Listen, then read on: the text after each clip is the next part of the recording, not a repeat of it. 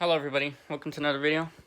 I never thought I would show you something, I guess you could consider an atrocious PC build, and you're about to see it right now.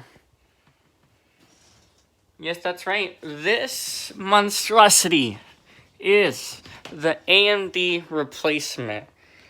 I know, it looks horrible.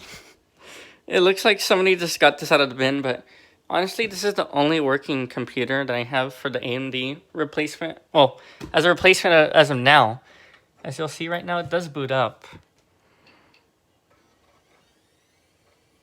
Will I get any signal? Oh, there you go, see? It does work. But man, does it look like a disaster? I know. It's pretty crazy. I have nothing else to replace it, to be honest. This is all I have. Pretty terrible, but you know what? You gotta do what you gotta do. You gotta, when you have drives that aren't being used, you gotta replace them, you know?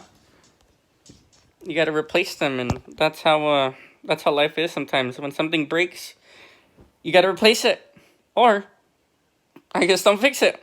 But I decided to replace it, so there's that.